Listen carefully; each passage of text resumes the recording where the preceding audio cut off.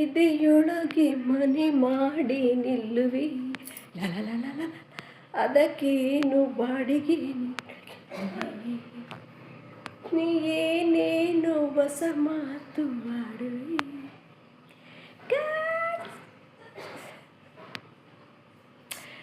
ಇವತ್ತು ಬಂದು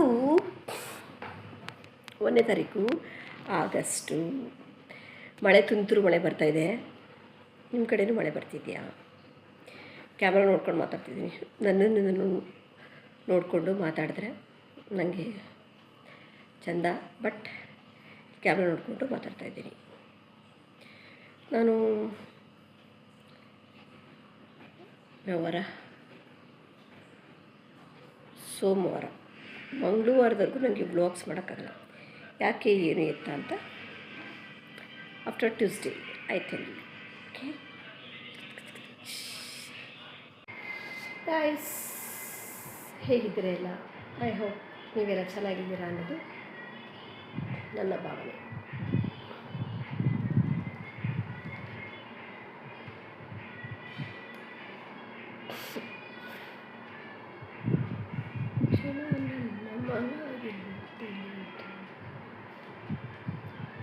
ನೀ ಮುಡ್ದ ಮಲ್ಲಿಗೆ ಹೂವಿನ ಅಂದ. ನಮ್ಮ ಮನೆಯವರು ನೋಡ್ತಾ ಇದ್ದಾರೆ, ಮೊಬೈಲಲ್ಲಿ ಅವಾರ್ಡ್ ಕೇಳ್ತಾ ಇದ್ದಾರೆ.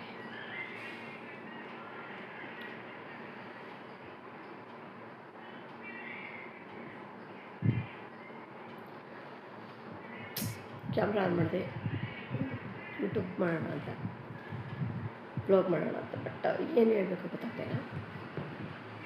ಇದು ನನಗೆ ಹೇಳೋ ಮಾತು ಯಾರನ್ನು ಕುರಿತಾಗಿ ಅಲ್ಲ, ನನ್ನ ಅನುಭವ.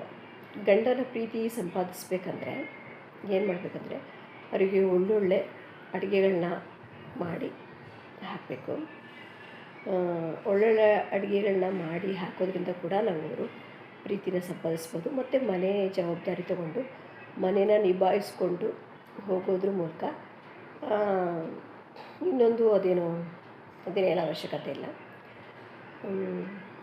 ಇಷ್ಟು 3 ಜವಾಬ್ದಾರಿಗಳನ್ನ ನಾವು ಮಾಡ್ಕೊಂಡು ಹೋದಾಗ ಆಬ್ವಿಯಸ್ಲಿ ಗಂಡನ ಪ್ರೀತಿನ ನಾವು ಸಂಪಾದಿಸ್ತೀವಿ. Basic quality ಇಷ್ಟಿರಬೇಕು. ಇಷ್ಟಿದ್ದಾಗ ನಾವು ಗಂಡನ ಪ್ರೀತಿನ ಸಂಪಾದನೆ ಮಾಡ್ತೀವಿ. ಇನ್ನೊಂದು ಏನಂದರೆ, ನಮಗೆ ಮೋಸ ಮಾಡಿದ್ದಾರೆ, ಅದು ಮಾಡಿದ್ದಾರೆ, ಇದು ಮಾಡಿದ್ದಾರೆ ಅನ್ನೋದಕ್ಕೆ ಇದು ನನ್ನ ಅನುಭವ. ಬೇರೆಯವರ ಕುರಿತಾಗಿ ನಾನು ಹೇಳ್ತಿಲ್ಲ, ಇದು ನನ್ನ ಅನುಭವ. ಮೋಸ ಮಾಡಿದ್ದಾರೆ, ಅದು ಮಾಡಿದ್ದಾರೆ, ಇದು ಮಾಡಿದ್ದಾರೆ, ಎಲ್ಲೂ ಪರ್ಫೆಕ್ಟ್ ಮನುಷ್ಯ ಅನ್ನೋನು ಇಲ್ಲೂ ಇರಲ್ಲ. ನಾವು ಅದನ್ನು ಕರೆಕ್ಷನ್ ಮಾಡ್ಕೋಬೇಕು. ಮನುಷ್ಯ ಹುಟ್ಟಿರೋದೇ ತನ್ನನ್ನು ತಾನು ಅರ್ಥಕೊಳ್ಳೋದಕ್ಕೆ, ತನ್ನನ್ನು ತಾನು ತಿದ್ದುಕೊಳ್ಳೋಕ್ಕೆ ನಾವು ಮನುಷ್ಯರಾಗಿ ಹುಟ್ಟಿರೋದು. ನಾವು ಮನುಷ್ಯನ ತಿದ್ದಬೇಕು, ಹೇಳಬೇಕು, ತಿದ್ದಬೇಕು, ಅವನ್ನ ಸರಿದಾರಿಗೆ ತರಬೇಕು. ಆ ಪ್ರಯತ್ನ ನಾವು ಮಾಡಬೇಕು. ಎಲ್ಲವೂ ಕ್ವಾಲಿಟಿ ಇದ್ದಾಗ ಯಾವುದೋ ಒಂದು ತಪ್ಪು ಗುಣ ಇದ್ದಾಗ ಅದನ್ನು ನಾವು ತಿದ್ಬೋದು. ಇನ್ನೊಂದು, ಅವ್ರವ್ರ ಕರ್ಮಕ್ಕೆ ನಾವು ಬಿಡಬೇಕು. ಓಕೆ ಫೈನ್, ನಾವು ಇದು ಬೇಡ, ಇದು ಸರಿ ಇಲ್ಲ ಅಂತ ಇನ್ನೊಂದು ಕಡೆ ಹೋಗ್ತೀವಿ, ಅಲ್ಲೂ ಕೂಡ ಯಾವುದು ಸರಿಯಾಗಿರಲ್ಲ. ಯಾವುದನ್ನು ನಾವು ಮನೆಯವ್ರನ್ನೇ ತಿದ್ದಕ್ಕಾಗ್ದಿರ ಹೊರಗಡೆ ಹೋಗಿ ಇನ್ನೊಂದು ತಿದ್ದುತ್ತೀವಿ, ಇನ್ನು ನಮ್ಮ ಲೈಫನ್ನು ಕರೆಕ್ಟ್ ಮಾಡ್ಕೊತೀವಿ ಅಂದರೆ ಖಂಡಿತ ಅದು ಸಾಧ್ಯ ಇಲ್ಲ. ನಾವು ಶಾಶ್ವತವಾದ ಜೀವನಕ್ಕಾಗಿ ನಾವು ಹೋರಾಟ ಮಾಡಬೇಕೇ ಹೊರತು ಕ್ಷಣಿಕ ಸುಖಕ್ಕೆ ಆಕರ್ಷಣೆಗೆ ನಾವು ಒಳಗಾಗಬಾರ್ದು. ನಾವು ಯಾವುದು ನಮಗೆ ಶಾಶ್ವತ, ಯಾವುದು ನಾವು ಬೇಸಿಕ್ನ ಫಸ್ಟು ಸರಿ ಮಾಡ್ಕೋಬೇಕು. ಶಾಶ್ವತವಾದ ಜೀವನಕ್ಕಾಗಿಯೂ ನಾವು ಹೋರಾಟ ಮಾಡಬೇಕೇ ಹೊರತು ಈ ಆಕರ್ಷಣೆಗೆ ಒಳಗಾಗೋದು, 3 ದಿನದ ಸಂತೆ, ಕ್ಷಣಿಕ ಜೀವನಕ್ಕೋಸ್ಕರ ನಾವು ಅದಕ್ಕೆ ಆಗ್ತಾ ಹೋದ್ವಿ ಅಂದರೆ ನಮ್ಮ ಜೀವನ ಇದ್ದಿದ್ದು ಹಾಳಾಗೋಗುತ್ತೆ. ಹಾಗಾಗಿ ನಾವು ಶಾಶ್ವತ ಜೀವನಕ್ಕೆ ನಾವು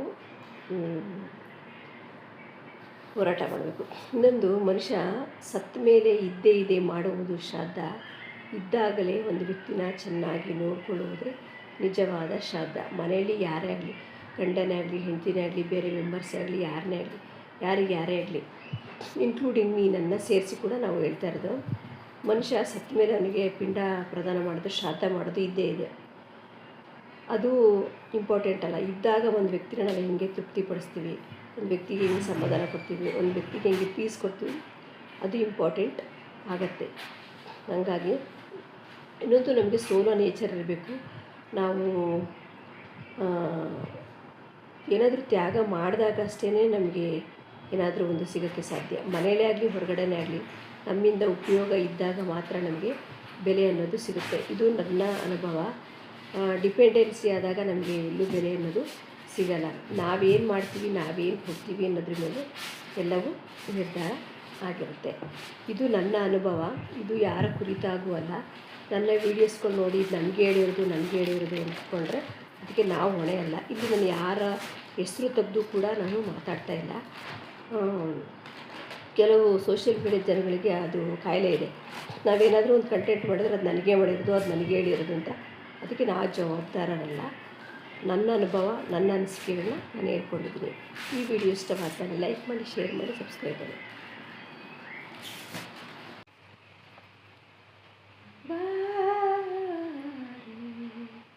ಗೈಸ್, ಇದೇನು ಅಂತ ಗೊತ್ತಾ? ನನಗೂ ಇದ್ರ ಹೆಸರು ಏನು ಅಂತ ಗೊತ್ತಿಲ್ಲ. ಇದರಲ್ಲಿ ಪಲ್ಯ ಮಾಡ್ಕೊಂಡ್ರೆ ತುಂಬ ಚೆನ್ನಾಗಿರುತ್ತೆ. ಇದೆಲ್ಲ ಬಳ್ಳಿ ಥರದ ಕಾಯಿಗಳು ತೋರಿಸು. ಅದರದ್ದು ಹೂಳು ಪಲ್ಯ ಮಾಡಬೇಕು.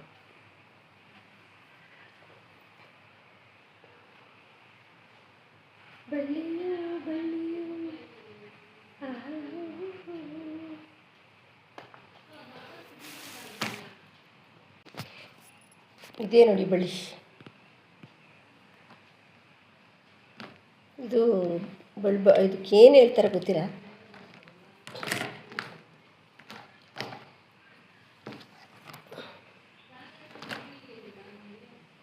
ಬಳ್ಳಿ ಬೀನ್ಸ್ ಅಂತ ಇರ್ಬೋದು ಮೇ ಬಿ.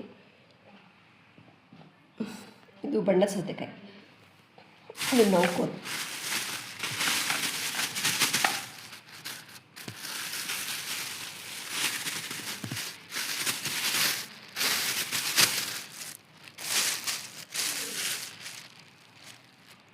ಹಾಕಿ ಹುಳಿ ಮಾಡಬೇಕು. ಗೈಸ್, ಇವತ್ತಿನ ಟಿಪ್ ಏನಂದರೆ ದಾನದ ಫಲ. ಯಾವ ದಾನ ಮಾಡಿದ್ರೆ ಏನಾಗುತ್ತೆ ಅಂತ. ಪುಟ ಇದೆಲ್ಲ ಎತ್ತಿಡ್ಬಾರೆ.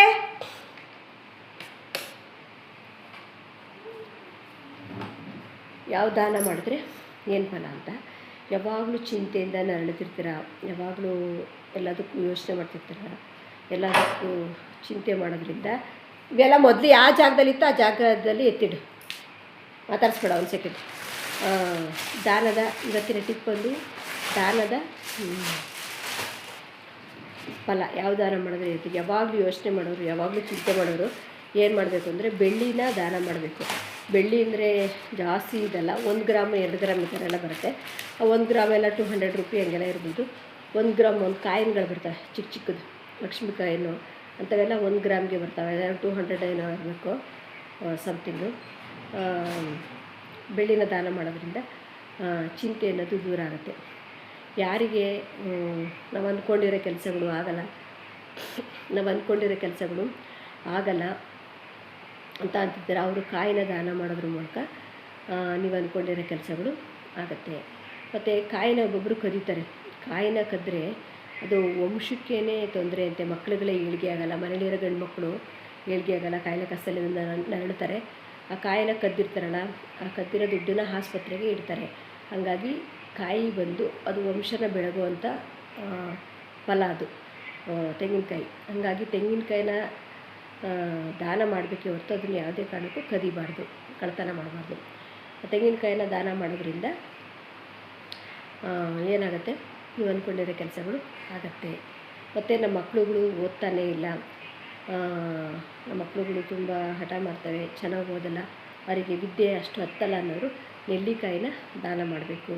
ನೆಲ್ಲಿಕಾಯಿ ದಾನ ಮಾಡೋದ್ರಿಂದ ಮಕ್ಕಳುಗಳು ಚೆನ್ನಾಗಿ ಓದ್ತಾರೆ. ಆಮೇಲೆ ಇನ್ನೊಂದು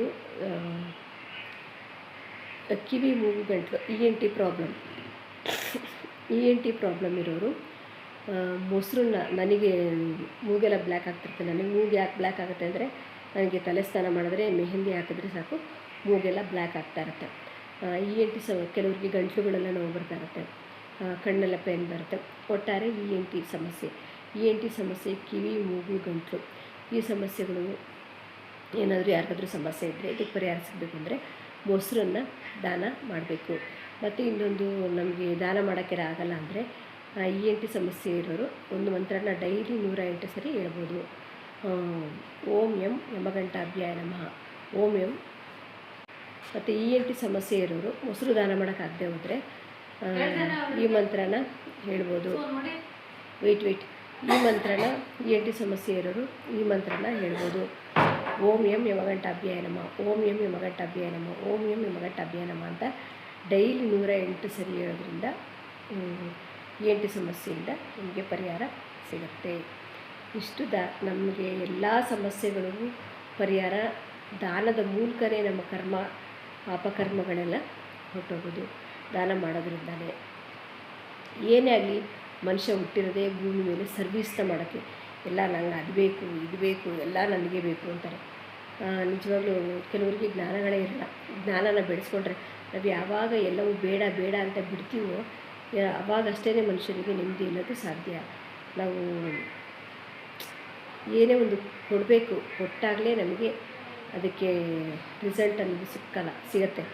ಏನೇ ಒಂದು ಕೊಟ್ಟಾಗ ರಿಸಲ್ಟ್ ಅನ್ನೋದು ಸಿಗುತ್ತೆ. ಎಲ್ಲ ನನಗೆ ಬೇಕು ಅನ್ನೋ ಸ್ವಾರ್ಥ ಇಟ್ಕೊಂಡ್ರೆ ಏನೂ ಆಗಲ್ಲ. ಮನುಷ್ಯ ಕೊಡೋದನ್ನು ನೋಡಬೇಕಂದ್ರೆ ಎಲ್ಲವೂ ದಾನ ಮಾಡಿ ಅಂತ ಅಲ್ಲ, ಸ್ವಲ್ಪ ಈಗ ಮಂತ್ಲಿ ಸ್ಯಾಲ್ರಿ ಆಗುತ್ತೆ.